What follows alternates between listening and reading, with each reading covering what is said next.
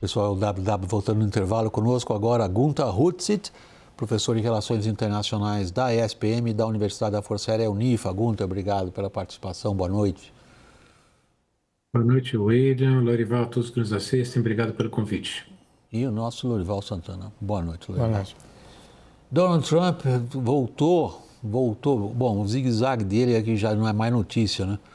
Ele está ligando um eventual acordo com o Irã a uma pressão para que países árabes façam parte dos acordos de Abrão, que visam a normalizar as relações desses países com Israel, nesse contexto. Pelo menos é o que ele está falando. Fez um longo post lá naquela rede social dele, nessa direção. No Líbano, porém, as forças israelenses estão expandindo cada vez mais, não só as operações militares, mas a própria presença em termos de ocupação de território. Já está 1/5 do território libanês em zona designada de combate. Confira. Donald Trump sugeriu que o avanço das conversas com o Irã poderia depender da adesão de mais países do Oriente Médio aos acordos de Abraão. O presidente americano já havia dito no início da semana que Catar, Arábia Saudita e outros países deveriam estabelecer relações diplomáticas com Israel como parte de um acordo entre Washington e Teherã. I think they owe that to us. To be honest, I'm not sure we should make the deal if they don't sign. A TV estatal iraniana divulgou nesta quarta-feira o que seria um memorando de entendimento que estaria em discussão entre os dois países. Nele, o bloqueio militar dos Estados Unidos a portos iranianos seria suspenso em troca de o Irã garantir a retomada do tráfico pré-guerra do Estreito de Hormuz em até 30 dias. Antes do conflito, cerca de 130 navios cruzavam o estreito todos os dias. Agora, o número raramente passa de 20, todos sob algum tipo de autorização do Irã ou da Marinha Americana. A Casa Branca, porém, disse que a reportagem da emissora estatal iraniana é uma, entre aspas, invenção completa. Enquanto isso, Israel continua expandindo a atuação militar no território libanês, apesar do cessar-fogo em vigor. Também nesta quarta-feira, as forças de defesa de Israel passaram a considerar toda a região abaixo do rio Zarani como uma zona de combate contra o Hezbollah. São cerca de 2.000 quilômetros quadrados, representando cerca de 20% do território libanês, mais que o dobro do que havia antes. A Foz do Zarani fica a menos de 10 quilômetros de Sidom, terceira cidade mais populosa do Líbano e para onde parte da população deslocada do sul do país tem buscado refúgio. Já são mais de 1.200.000 libaneses deslocados por ataques de Israel e ordens de evacuação desde o dia 2 de março, cerca de 20% da população. Gunther, deixa eu voltar para o ponto inicial aí da reportagem que nós trouxemos para a nossa audiência, que é a sugestão do Trump de que os países da região que eu digo é ali próximo aos países do Golfo, basicamente, se bem que ele também fala de Arábia Saudita ali, Jordânia, que já tem um acordo com Israel, que façam parte disso, que foi uma conquista dele do ponto de vista diplomático na primeira vez que ele ocupou o cargo. São esses acordos de entre aspas, normalização das relações entre países árabes e Israel. Os analistas de A a Z acham isso absolutamente, alguns até dizem, a chance disso aí é zero.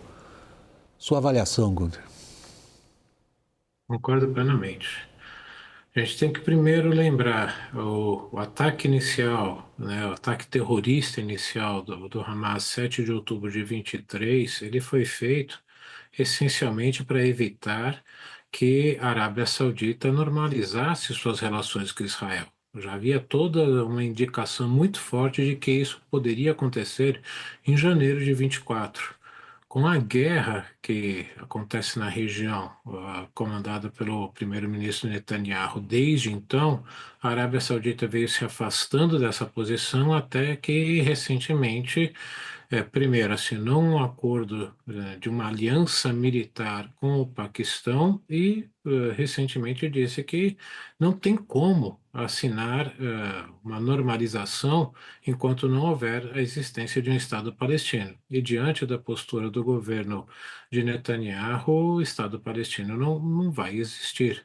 Portanto, sim, a possibilidade é zero de paz entre, né, Em paz, de mínimo de reconhecimento de relações diplomáticas, o direito de existir em paz nas fronteiras entre Israel e a Arábia Saudita, e também não vejo a mínima possibilidade de uma paz duradoura no Golfo entre a Arábia Saudita e Irã. Por isso mesmo, uma região que a instabilidade vai ser muito mais forte daqui para frente.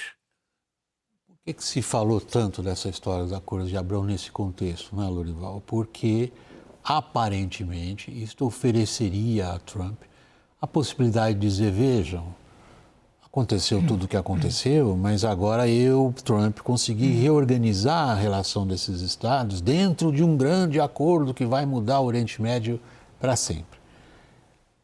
Diante disso, com o Estreito de Hormuz fechado, os detalhes que aparentemente iam ser negociados sobre os programas nucleares do Irã se perdem numa enorme conflagração de narrativas e de comunicados de parte a parte. E, em terceiro lugar, até aqui os americanos têm se contido no tipo de ação militar que aconteceu agora, há poucas horas. Derrubaram 4 drones do Irã, mas isso ainda não é, digamos, retomada dos bombardeios. Que opções o Trump tem na mão agora que a gente possa identificar na sua visão dos acontecimentos? Bem, acho que, em primeiro lugar, esse expediente aí dos acordos de Abraão é para tentar suavizar um pouco a posição do Benjamin Netanyahu, né? Que ele está demonstrando claramente que ele quer continuar essa guerra no Líbano e o Irã, por sua vez, exige que um cessar-fogo entre Israel e Hezbollah seja respeitado para que, ou seja, que isso seja parte do acordo que envolve o Estreito de Hormuz, o programa nuclear iraniano, as sanções contra o Irã e o congelamento dos depósitos bancários de 24 bilhões de dólares do Irã. E aí o Netanyahu não tem interesse nisso, primeiro porque o Hezbollah continua atacando posições do norte de Israel. Segundo, porque o Netanyahu sente que essas tensões o favorecem nas eleições de outubro, né? E aí ele não tem condições militares e políticas de romper o cessar-fogo que os Estados Unidos firmaram com o Irã, mas tem de romper o cessar-fogo que ele próprio firmou com o Líbano no escopo desse processo. Então, nesse ponto, acho que o Trump tenta atrair o Netanyahu de volta para algum tipo de arranjo que ele possa apresentar, inclusive nas eleições, né? Agora, a questão militar de não poder fazer uma grande ofensiva é uma questão jurídica, tanto que todas as vezes que o Trump, nesses últimos dias, tem feito esses ataques contra o Irã, eles dizem claramente que é defensivo. Por quê? De fato, pela Constituição americana, sem a aprovação do Congresso, depois de 60 dias, que terminaram no dia 28 de abril, o governo americano não pode fazer uma nova ofensiva contra o Irã. Seria uma clara violação da lei americana. Então, isso são todas formas, aspectos de como o Trump tem as suas mãos atadas. As pressões de Israel, as questões legais e a própria questão econômica e eleitoral, que ele tentou afastar hoje na reunião de gabinete, dizendo assim, eu não me importo com as eleições de meio de mandato, as primárias no Texas, em que venceu, né, o candidato que ele apoiava, o candidato republicano, demonstra claramente que o povo americano entende o que nós estamos fazendo. E agora há pouco acrescentou mais uma, essa que você acabou de mencionar. Não são pressões econômicas que me levarão a fazer um acordo com o Irã. Manchete de boa parte da imprensa internacional.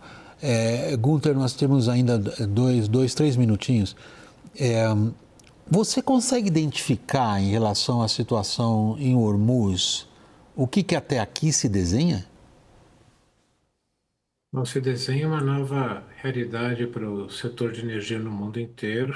O mundo inteiro já dá para perceber que não dá para continuar confiando numa região que vai continuar até mais instável do que é.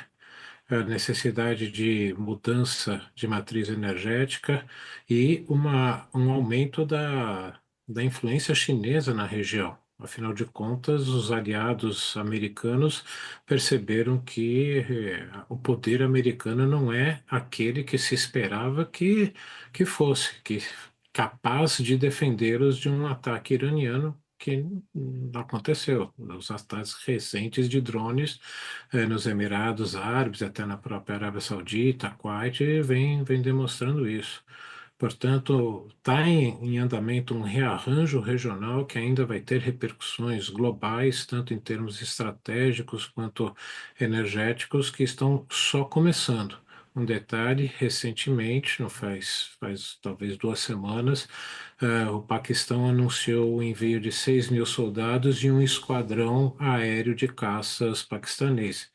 6.000 soldados, em termos militares, vocês sabem muito bem que não faz sentido nenhum. Ou seja, um recado dessa aproximação de um Paquistão nuclear com a Arábia Saudita olhando para Israel, não tanto para Irã, mas sim muito mais para Israel do que para Irã. Isso é só a ponta do iceberg dessas mudanças que virão pela frente.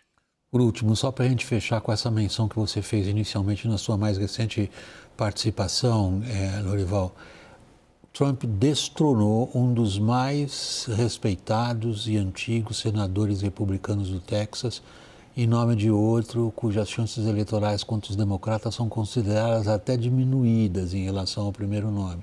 Alguns estão dizendo que é um grande tiro no pé, apesar dele ter destronado aquele que ele não considerava suficientemente fiel a ele.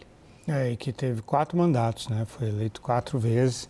E o que os republicanos estão dizendo, eles não têm coragem de dizer isso on the record, assumindo a identidade, mas eles dizem para os repórteres da CNN, off the record, é que o Trump está demonstrando que está mais preocupado consigo mesmo do que com o Partido Republicano. O Trump domina as primárias, apenas 7% dos eleitores nesse distrito do Texas votaram. Aí, quando tiver a eleição, vai ter muito mais eleitores participando, o Trump não terá o controle e aí existe sim o risco de os republicanos perderem em distritos que eles tradicionalmente dominaram.